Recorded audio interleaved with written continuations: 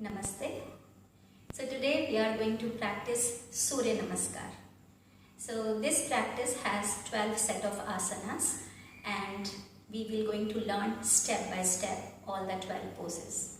So first round will be very detailed on the technique, and as this practice may not be suitable for people with back pain or high blood pressure, then I will give you a next modified version that you can do if you are dealing with the back issues. So we start from standing. Okay, so come to the standing position, and then we have to stand at the front side of the mat.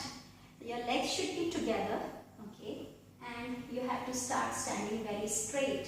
So when you stand straight, your body weight is centered, so you are not leaning like this or left or front or back. You are just aligning yourself centered. Abdominal muscles are slightly engaged and your shoulders are relaxed and down. Your head should be balanced over the neck. Now as you stand, you have to start relaxing your mind and calming down yourself. Moving on to pose number 1, which is Pranam Namaskar, Pranamasana. So we assume the Namaste pose. Hands are held in front of your heart.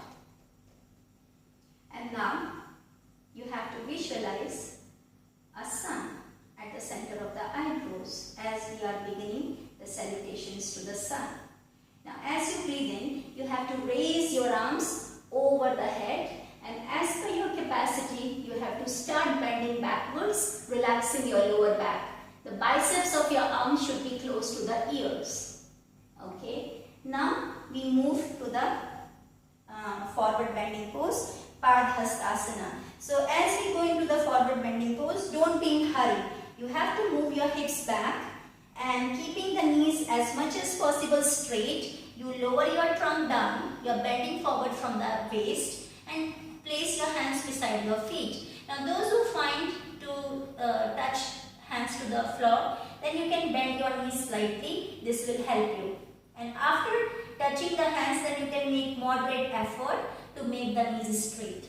Now those who are comfortable over here, you have to try to bring the heels of your hands down and try to touch your forehead to the knees. Now this is pose number 3, Padhastasana, and then we move to 4, where you extend your right leg as far as back possible and bring the knee down. Your front leg knee, the left knee, is above the ankle and hands are beside your front foot. Now having done that, you have to start lifting your heart but dropping your shoulders down.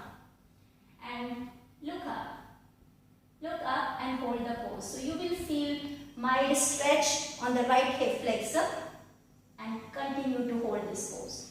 Now moving on to pose number 5, which is Mountain Parvatasana. So you bring your hands down, heels of the hands down, and you tuck the back foot toes, and then you release your left leg and go back. Minor adjustments can be made if you want to, and then start bringing the heels down to the floor, touch them, but if it brings pain or discomfort, then you can make them little up, no issues. But as much as possible, you should aim to touch your heels to the floor. Knee should be straight as much as possible, but in the beginning, don't put too much effort, just do whatever you are able to. Your head is in between your arms, and then in the final position, you try to lock your chin with your chest and look at your navel. Your breathing should be soft and gentle. So this is Parvatasana, pose number 5. And then from here, we move to Ashtanga Namaskar. So on the exhale breath, you bring the knees down and then move your hips back, make your feet flat, and then bring your chest and chin on the floor. So this is Ashtanga Namaskar. You are saluting the sun with 8 body parts. From here, in this pose, first of all, your elbow should be close to the body and abdominal muscles are kept engaged. Now from here, we move to pose number 7. You have to move your body forward and then think of a cobra, and a cobra is flaring up. So in the beginning, your arms are little straight from the elbow, then you start bending your arms from the elbows and keep the elbows close to the body. Now your feet should not get too separated, so as keep them at close distance and bring your shoulders down and look up. You have to make effort to bring your lower abdomen to the floor. Now from here, we move to pose number 8. Then you tuck your toes down, release the knees, and we go back into the mountain. Now the next 5 set from here are the repetitions of first 5. So once you are here, you have to start bringing your chest close to the thighs, and then your heels are as much as possible grounded, elbows are straight, and in the final pose, your chest and chin gets locked. Your tailbone should be pointing up towards the ceiling. Now, you have to move your left foot forward. So beginners, those who are beginners, they can bring the knees down and bring their left foot forward. If supposing your foot stays here, then you can use your hand support to bring your foot in between the hands. And then you have to slide your back knee a little bit and start expanding your chest and look up. From here, you have to tuck your back foot, move your knee up and stand straight and bending from the hip and touch your forehead to the knee. If you are not able to touch, remember whatever you are able to, you have to stay and relax. Fine. And those who are able to touch, you will go all the way down. From here, you have to move your arms up, raise down pose. So this is not the final pose, remember that. You have to bend backwards and look at your fingertips. Then moving on to the last pose, which is Pranamasana. Here again, you are calming down your body, and then finally, you release your arms and face the forward. So what I want to tell you that we did the first half round. In pose number 4th and 9th, my left foot was in the front. So that's the first half round. Similarly, we do the second half round, which I will not going to show you now, but it will be the second half round.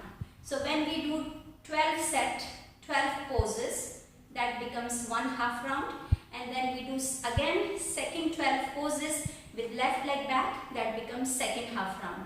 So together it becomes one round. When we do 2 times 12 into 12 plus 12, it becomes 24. Now, as I said before, I'm going to show some modification for anyone dealing with the back issues. So, how you are going to do? Pose number 1 will be same, Pranamasana. Pose number 2, you raise your arms over the head.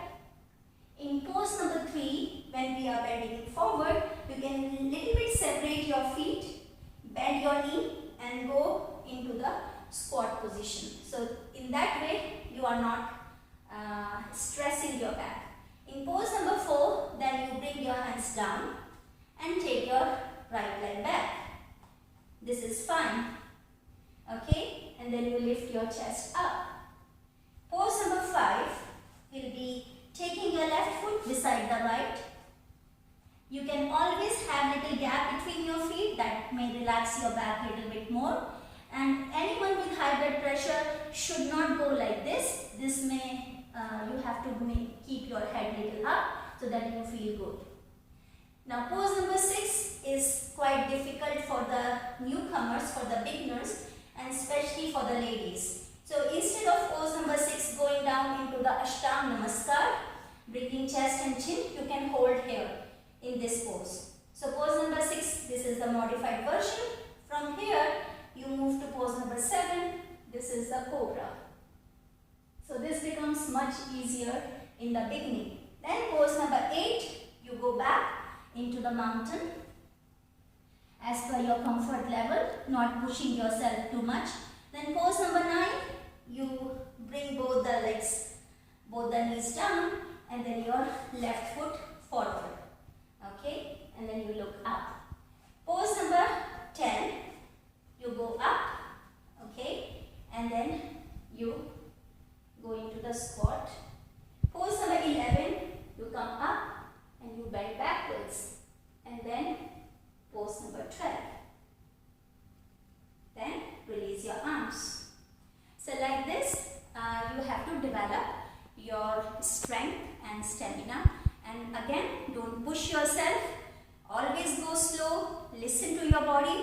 if something feels like you are getting pain or discomfort, means find out what's the reason. Maybe you are pushing yourself too much too early. So be aware, listen to your body. This is the first thing you have to remember so that you don't aggravate your existing problem. Thank you.